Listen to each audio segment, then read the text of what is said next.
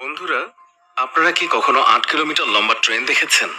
বা এমন একটি রেলওয়ে ট্র্যাক যেটি বানাতে গিয়ে প্রায় 1 লক্ষ শ্রমিক প্রাণ হারিয়েছিল? আর সেই রেল লাইনটি এতটাই উঁচুতে অবস্থিত যে যাত্রীরা সেই রেল লাইনের উপর দিয়ে যাওয়ার সময় মাঝে মধ্যেই সেই সব মৃত শ্রমিকদের কঙ্কাল দেখতে পায়। অথবা আপনি কি এমন কোনো ট্রেন দেখেছেন যেটি কিনা পানির নিচ দিয়েও চলতে পারে? বন্ধুরা, ভিডিওর শেষে আপনাদেরকে এমন একটি অদ্ভুত ট্রেন দেখাবো যেটা দেখে আপনারা অবাক না হয়ে থাকতেই পারবেন না। তাই অনুরোধ করব ভিডিওর একটা সেকেন্ডও মিস না করার জন্য। তাহলে চলুন আর সময় নষ্ট না করে আজকের এই ইন্টারেস্টিং ভিডিওটি শুরু করে ফেলি। তার আগে ছোট্ট একটি রিকোয়েস্ট থাকবে। আপনি যদি আমাদের অদ্ভুত বাংলা চ্যানেলে প্রথমবারের মতো এসে থাকেন এবং এইরকম ভিডিও বারবার দেখতে পছন্দ করেন, তাহলে দেরি না করে এখনই আমাদের চ্যানেলটি সাবস্ক্রাইব করে ফেলুন। তাহলে চলুন শুরু করি। The death railway, Burma. এই রেল লাইনটি ব্যানপং, থাইল্যান্ড থেকে সরাসরি বার্মা পর্যন্ত যাত্রা করে। বার্মা রেলওয়ে ডেথ রেলওয়ে নামেও পরিচিত, কারণ এটি নির্মাণের সময় প্রায় 1 লক্ষ শ্রমিক মারা গিয়েছিল। আর সেখান থেকেই এর নাম দেওয়া হয়েছে দ্য ডেথ রেলওয়ে, বার্মা। তবে অবাক করার বিষয় হলো, এর মধ্যে অনেকেই নদী থেকে পড়ে মারা গেলেও অনেকেই আবার ইচ্ছাকৃতভাবে আত্মহত্যা করে মারা গিয়েছিল। কিন্তু তারা কেন আত্মহত্যা করেছিল এই বিষয়টি এখনো পর্যন্ত জানা যায়নি। এর থেকেও অবাক করা বিষয় হলো, এই রাস্তা দিয়ে যাওয়ার সময় যাত্রীরা সেই সব মৃত শ্রমিকদের কঙ্কাল দেখতে পায়। অনেকেই আবার দাবি করে সেই সমস্ত মৃত মানুষদের আত্মা এখনো সেখানে ঘুরে বেড়ায়। তাই এই রাস্তা দিয়ে যাওয়ার সময় যাত্রীরা ভয়ে সর্বক্ষণ সৃষ্টিকর্তাকে ডাকতে থাকে।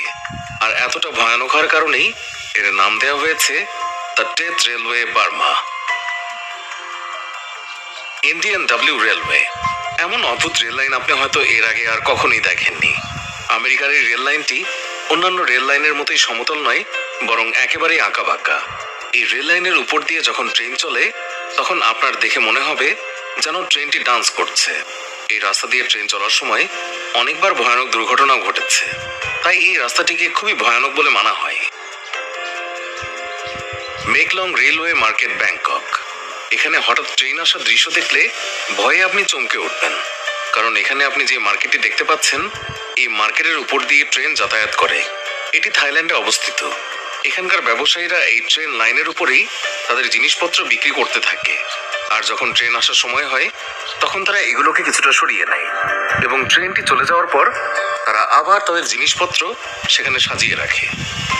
Chennai to Rajgram, Rameswar railway. ভারতের এই রেলওয়ে পৃথিবীর সবচেয়ে ভয়ানক রেল লাইনগুলোর মধ্যে একটি, কারণ এটিকে সমুদ্রের তীব্র স্রোতের উপর তৈরি করা হয়েছে। আর এই উত্তাল ঢেউয়ের মধ্যে দিয়ে ট্রেন চলে, তাই সর্বক্ষণ যাত্রীরা ভয়ে সৃষ্টিকর্তাকে ডাকতে থাকে। আর এই ঢেউয়ের গতি এতটাই বেশি যে বর্তমানে ট্রেন লাইনের অবস্থা খুবই খারাপ হয়ে গিয়েছে। এটিকে কয়েকবার মেরামত করা হলেও যে কোনো সময় এটি ভেঙে পড়তে পারে। AC maglev train. এখন আপনি যে ট্রেনটি দেখতে পাচ্ছেন, এটি জাপানের সবচেয়ে দ্রুতগতির ট্রেন। এর সাথে এটি পৃথিবীর সকল দ্রুতগামী ট্রেনের রেকর্ড ভেঙে দিয়েছে। 2011 সালে সর্বপ্রথম এই ট্রেন তার যাত্রা শুরু করে এবং 2015 সালে এই ট্রেন ঘন্টায় 603 কিলোমিটার গতি তুলে নতুন বিশ্ব রেকর্ড করে, যা এখনো পর্যন্ত আর কোনো ট্রেন ভাঙতে পারেনি। কারণ এটি ম্যাগনেটিক লেভিটেশন টেকনোলজির মাধ্যমে কাজ করে, আর এই কারণেই এই ট্রেন এত দ্রুত গতিতে চলতে পারে। Australian old train. প্রায় 8 কিলোমিটার লম্বা এই ট্রেন পৃথিবীর সবচেয়ে লংগেস্ট ট্রেন হিসেবে পরিচিত। এই ট্রেন যখন স্টেশনের সামনে দিয়ে যায়, তখন মানুষকে এই ট্রেনটি শেষ হওয়ার জন্য প্রায় 20 মিনিট অপেক্ষা করতে হয়। এর মধ্যে 682টি কন্টেইনার রয়েছে, আর এই কন্টেইনারগুলোর সাহায্যে এক জায়গা থেকে অন্য জায়গায় প্রচুর পরিমাণে মাল আনা নেওয়া করা হয়। Turbojet train. বর্তমানে ইঞ্জিনিয়াররা ট্রেনের গতি আরো বাড়ানোর জন্য বিভিন্ন ধরনের টেকনোলজি ব্যবহার করে চলেছে, কিন্তু 1970-এর দশকে তৈরি করা এই ট্রেন ঘন্টায় 295 কিলোমিটার বেগে চলতে পারত, যা সেই সময় মানুষ কল্পনাও করতে পারেনি। আসলে সোভিয়েত রাশিয়া এই ট্রেনের সামনে 2টি জেট পাওয়ার ইঞ্জিন লাগিয়েছিল, তাই এটি এত গতিতে চলতে পারত। কিন্তু এত দ্রুত গতিতে চলার কারণে অনেক বেশি জ্বালানি খরচ হতো। এই কারণে সোভিয়েত সরকার এটি বন্ধ করে দেয়। ট্র্যাজেডি লুগনার্টস।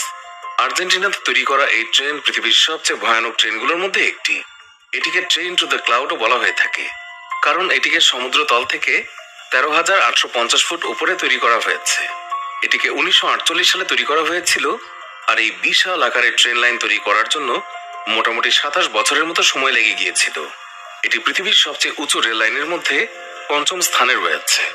আর এত উঁচু রেল লাইনের মধ্যে দিয়ে যখন ট্রেনটি পার হয় তখন ট্রেনের মধ্যে থাকা যাত্রীদের নিঃশ্বাস বন্ধ হয়ে যাওয়ার মতো অবস্থা হয়। উপারটাল সাসপেনশন রেলওয়ে, জার্মানিতে তৈরি এই ট্রেন দেখতে খুবই অসাধারণ। তবে এই ট্রেন লাইনের সিস্টেম একেবারেই আলাদা। এই ট্রেন লাইনের ট্রেন স্বাভাবিকভাবে নয়, বরং উল্টোভাবে চলে, আর এইভাবেই গন্তব্যের দিকে যায়। এটিকে 1901 সালে তৈরি করা হয়েছিল। এই ট্রেনের সাহায্যে প্রতিদিন প্রায় 82,000 মানুষ যাতায়াত করে। আর এটি এভাবেই দুলতে দুলতে 1999 সালে নদীতে পড়ে গিয়েছিল। এতে 5 জন মানুষ খুবই ভয়ানকভাবে মারা গিয়েছিল। এছাড়াও প্রায় 50 জন মানুষ ভয়ঙ্করভাবে আহতও হয়েছিল। এছাড়াও 2008 সালে এবং 2013 সালেও এই ট্রেনের সাথে অনেক ভয়ানক দুর্ঘটনা ঘটেছে। আশা করি বুঝতেই পারছেন যে এই ট্রেনটি কতটা ভয়ানক। ট্রেনটি নদী থেকে প্রায় 40 ফুট উপর দিয়ে চলে। আসলে এখানে অতিরিক্ত পাহাড় এবং রাস্তায় অসুবিধার কারণে আন্ডারগ্রাউন্ড ট্রেন লাইন তৈরি করা সম্ভব নয়, তাই এই হ্যাঙ্গিং ট্রেন চালু হয়। এই একই ধরনের ট্রেন এখন জাপানেও তৈরি করা হয়েছে। Virtual train. বন্ধুরা, ট্রেন লাইনের ট্রেন চলতে তো অনেক দেখলেন, কিন্তু এখন আপনাদেরকে যে ট্রেনটি দেখাবো এটি কোনো ট্রেন লাইন নয়, বরং অন্যান্য গাড়ির মতো রাস্তা দিয়েই চলতে পারবে। এই ট্রেনটিকে চীন তৈরি করেছে। এটিকে চায়নার জুজাও শহরে চালানো হবে। এর মধ্যে লিথিয়াম ব্যাটারি লাগানো হবে, তাই এটি মাত্র 10 মিনিট 46 সেকেন্ডে 25 কিলোমিটার পর্যন্ত চলতে পারবে। এর মধ্যে একসাথে 25 জন যাত্রী অসাধারণ ভ্রমণের অভিজ্ঞতা নিতে পারবে। বন্ধুরা, এখন আপনারা ট্রেন সম্পর্কে এমন কিছু তথ্য জানতে চলেছেন যা প্রত্যেকটি মানুষেরই জেনে রাখা উচিত।